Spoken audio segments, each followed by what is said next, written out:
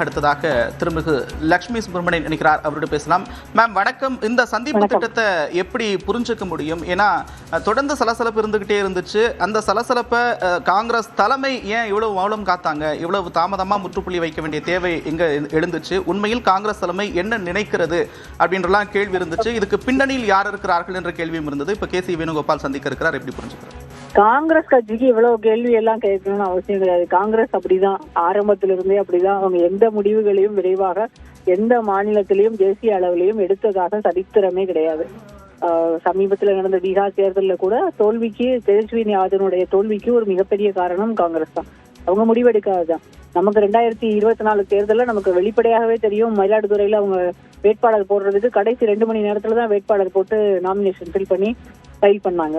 அப்ப காங்கிரஸ்னுடைய style of ஒர்க்கிங்கே இதுதான். இதுல நம்ம போய் புதுசா அவங்களுக்கு ஏன் இப்படி முடிவெடுக்காம இருக்காங்க, அவங்களுக்கு இதுக்கு இப்ப என்ன காரணம் அப்படி எல்லாம் யோசிக்க வேண்டிய அவசியமே இல்லைன்னு நான் நினைக்கிறேன். காங்கிரஸை பொறுத்த வரைக்கும் தமிழ்நாட்டுலதான் அவங்களுக்கு நம்பர்ஸ் இருக்கு. இந்த நம்பர்ஸ் அதிகாரத்துல அவங்க இருக்கணும் அப்படின்னா அது திமுக கூட்டணியோடு இருக்கும்போது அவர்களுக்கு அது சாதகமாக இருந்திருக்கிறது. இந்த முறை கட்சிக்குள்ள இருவேறு கருத்துக்கள், தாவேகாவோடு கூட்டணி போகணும்னு சிலரும், திமுகவோடு இருந்தால் அதிகார பகிர்வு கேட்கணும் அப்படின்னு ஒரு சிலரும், அந்த கருத்து வேறுபாடுகள் இருந்துகிட்டே இருக்கு.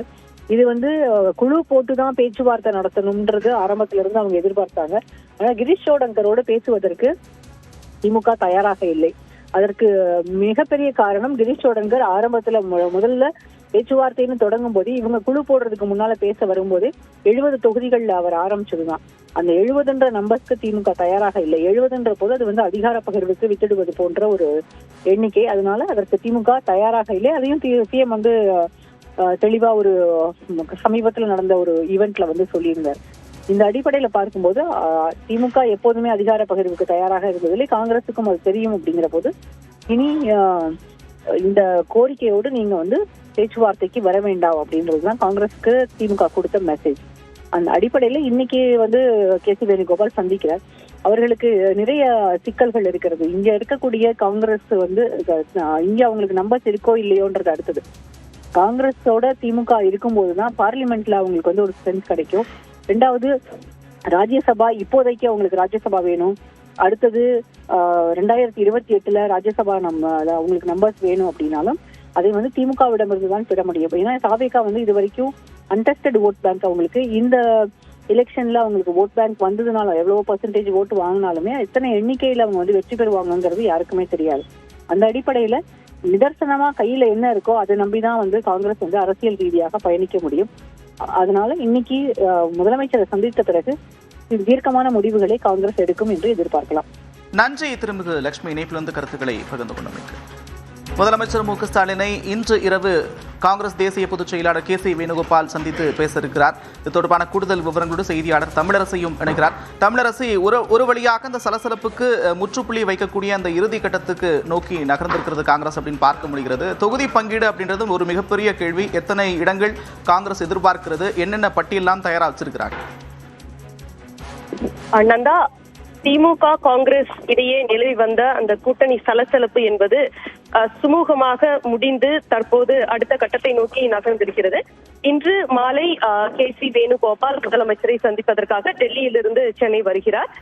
உடன் கிரீஷ் சோடங்கர் மற்றும் மாநில தலைவர் செல்வ பெருந்தகை உள்ளிட்ட முக்கிய தலைவர்கள் இந்த சந்திப்பின் போது உடன் இருப்பார்கள் என தகவல் வெளியாகி இருக்கிறது. குறிப்பாக 22ஆம் தேதிக்கு பிறகு 2ஆம் தேதி முதல் பேச்சுவார்த்தை தொடங்கப்படும் என திமுக அறிவித்திருந்த நிலையில் திட்டமிட்டபடி பேச்சுவார்த்தையை தொடங்கியிருக்கிறது. இன்று மாலை ஏற்கனவே ராகுல் காந்தியை கனிமொழி டெல்லியில் சந்தித்திருந்தார். அதன் மறைமுகமாக பேச்சுவார்த்தை நடைபெற்று வந்த நிலையில இன்று மாலை இந்த சந்திப்பு நடக்கிறது. ஏற்கனவே காங்கிரஸ் கட்சி விருப்ப தொகுதிகளின் பட்டியலை தயாரித்து வைத்திருக்கிறது.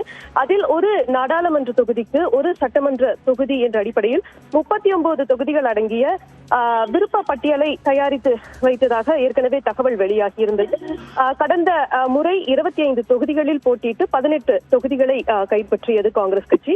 அதே போல ஈரோடு கிழக்கு காங்கிரஸ் இடம் இருந்தது. இடைத்தேர்தல் நடைபெற்ற போது அது திமுக போட்டியிட்டு வெற்றி பெற்றது. இந்த நிலையில் தற்போது 17 சட்டமன்ற உறுப்பினர்கள் காங்கிரஸ் உறுப்பினர்கள் இருக்காங்க. இந்த நிலையில கடந்த முறை ஒதுக்கப்பட்டதை விட கூடுதல் தொகுதிகளை ஒதுக்க வேண்டும் என்று காங்கிரஸ் கட்சி தொடர்ந்து வலியுறுத்தி வருகிறது. மற்ற கூட்டணி கட்சிகளும் திமுக தலைமையிடம் கூடுதல் தொகுதிகளை கேட்டு வருகின்றனர். இந்த நிலையில இன்று மாலை இந்த சந்திப்பு நடைபெறுகிறது. இந்த சந்திப்புல காங்கிரஸ் கட்சி உடைய தொகுதி பேச்சுவார்த்தை உள்ளிட்ட அடுத்த கட்ட செயல்பாடுகள் துவங்க இருக்கிறது. நன்றி தமிழரசி விவரங்களுக்கு.